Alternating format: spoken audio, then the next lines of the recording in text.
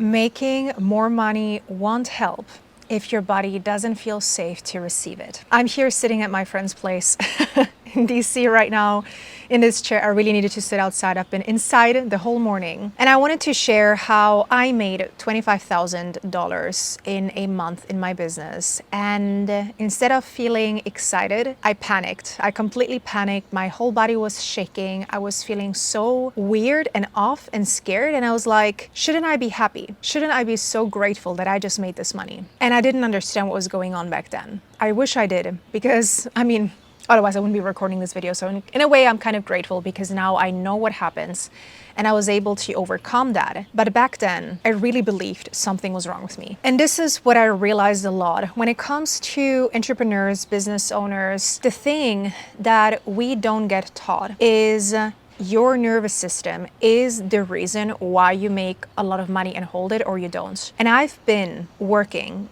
in strategy for years now. I've had so many different coaches and I would always get so sucked into believing that I needed more strategy, that I needed more doing, that I needed to adjust things more, until I actually realized that I had all the tools that I needed. I had all this strategy that I needed to be successful, and I would be asking myself, but there's still something that obviously I'm not seeing that is missing. And that is the thing about business that a lot of people don't talk about enough. And it really makes me so sad because I wish we would be so much more aware of what is going on a deeper level.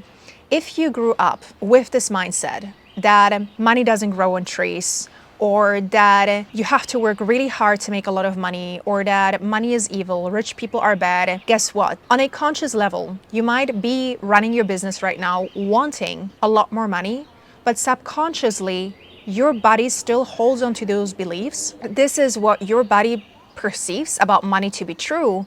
And so whenever you find yourself making more money, your subconscious mind kicks in and will tell you, and you're not aware of it, it's gonna tell you, this is not safe, we're not a good person, da da da da da. And then you will find ways to sabotage, you will find ways to not recreate that money, to spend it all, to feel guilty, in whichever way this can show up. It can show up in so many different ways. But in my case, the way that it showed up was me going into complete panic, burning out. But that burnout wasn't because of hard work. It was more of this, I couldn't hold this. It felt so much in my body. I felt so scared because it associated so many things. The money that I made, I associate with so many more things than I wish I would have associated it with. And because of that, I then ended up really sabotaging myself. And I sabotaged myself in so many ways while my body was responding to my upper limit. And this is another thing I really want to touch on, because your nervous system is going to kick in when you're reaching an upper limit. And in my case, it was the 25,000 per month. I reached an upper limit to the amount of money that my subconscious mind thought was possible to make. And I ended up, getting sick, getting burned out, getting super tired. I wasn't able to get out of bed for 3 weeks. It was really, really difficult for me because my body just really needed to recalibrate itself to my upper limit, to realizing that I was hitting a glass ceiling. This is the upper limit. There's a glass ceiling that you're hitting and that I was hitting at that time. And all I needed was to create that safety again within my body to realize, no, that money that I made is safe. I deserve this. I'm not a bad person. It doesn't mean that I have to work harder. I can recreate this. Like all of these beliefs would pop up of like, I'm gonna do this again. Is it possible? Do I need to work harder now? Do I need to prove myself more? Like I would feel like more money meant working harder too, because this was my belief back then. And so when I made this money, I would literally work even harder because I felt like I had to compensate for the money that I made.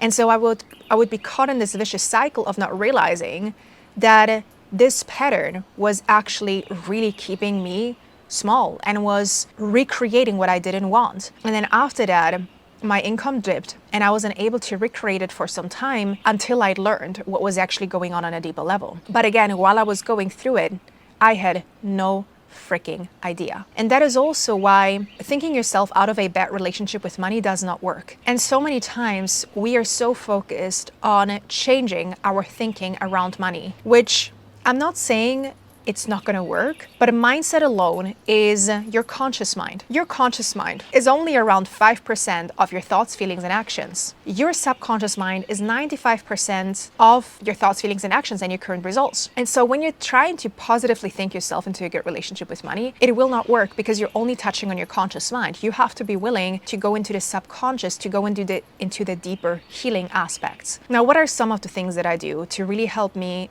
heal these stories, these beliefs, these limiting beliefs that are truly showing up for me? Now, the number one tool that has absolutely transformed my life, and this is what I do with my clients. If you're interested in hearing more about the work that I do, I have a program called Embodied Business. And this is really where, as the name says, we do this deeper healing, trauma healing work so that you can create the business results that you desire. And so one of the things that I do a lot with my clients, and the things that have helped me shift everything, was and is doing inner child work. Now, why this works is because when you're doing inner child work, you're connecting with that younger version of yourself that developed these beliefs, that created these beliefs, that had experiences in life that made you believe something about yourself. And so what you're doing in inner child work is you're basically connecting with that younger version of yourself that developed those beliefs, and you are able, when you go back in time energetically,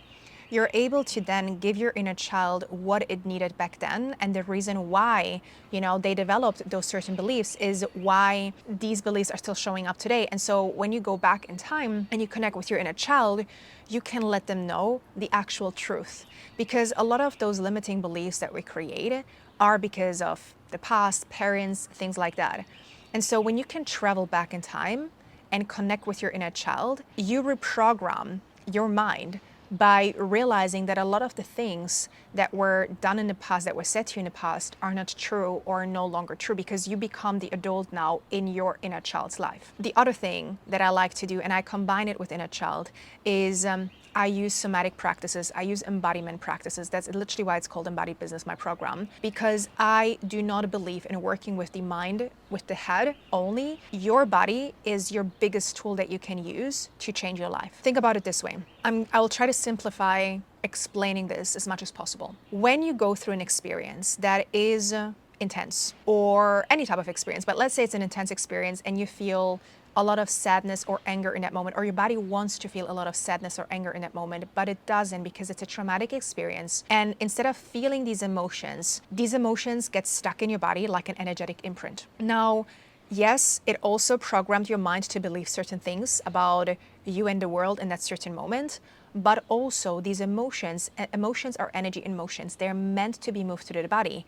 They're then energetically imprinted on your body. And then what happens is that when you don't release these emotions, they stay stuck. And so a lot of the chronic pain issues that we have, hormonal health issues that women have, a lot of these issues are also because of stuck emotions. And so those emotions need to be felt and expressed by the body in order for it to be moved. And so we literally in inner child work reparent ourselves to feel these emotions that we couldn't feel back then, that we weren't allowed to feel, or that our body didn't feel safe to express these emotions, right? And that's why a lot of the work that I do is very somatic, embodiment based. I had a comment the other day about me not sharing direct tools on how to heal your nervous system. It's because I don't believe in here are 3 tools to heal your nervous system. Like, yes, there are things that you can do like breath work, shaking, things like that. But the deeper transformation actually happens when you do the somatic practices, when you do a full practice with your body. And that's not something that I can just share in a YouTube video. That's why I have free masterclasses down below that you can check out where we do this, especially my Wealthy Nervous System masterclass. We do this exercise. It's a shortened one, but you're going to experience a huge shift. I've had so many people reach out to me, tell me what an incredible shift they have received from this masterclass, right? So keep in mind that like a lot of the things are very easy to show because it's so much deeper. And when we do, for example, therapy alone, and we're only staying up in our head because therapy is speaking, our things and we're not using our body, we can actually even re-traumatize ourselves. So it's very important to combine both when it comes to this type of work. And then when you're doing inner child alchemy, you are creating that safety within your body again. And so when you realize like, okay, that 25K that I actually made was a lot of the judgments that I heard from my mother, or like about money, right? Like the fear around money. There was a lot of fighting around money in my childhood, and a lot of like secrecy about money. So all of that came up that I needed to heal. I needed to go back to my inner child and give her all the things that she actually needed back then. And when I did, everything started to shift for me. So I'm sharing this with you because this is one of the most powerful ways to heal. And then there's of course other tools I'm talking about as well. But if you want to start this work, doing inner child work is really the most powerful thing.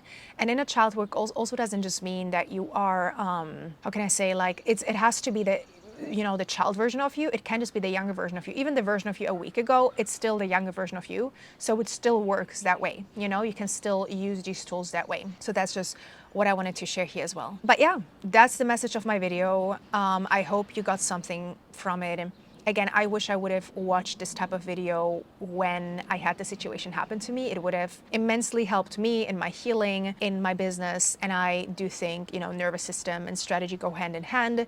You need the right strategy in business, but you also really need this deeper work to recalibrate yourself every time to that next level that you're making in your business. So yeah, that's it. I would love to see you in the next one. If this resonated with you, let me know down below. Subscribe to the channel, give this video a like. And until the next time, bye-bye.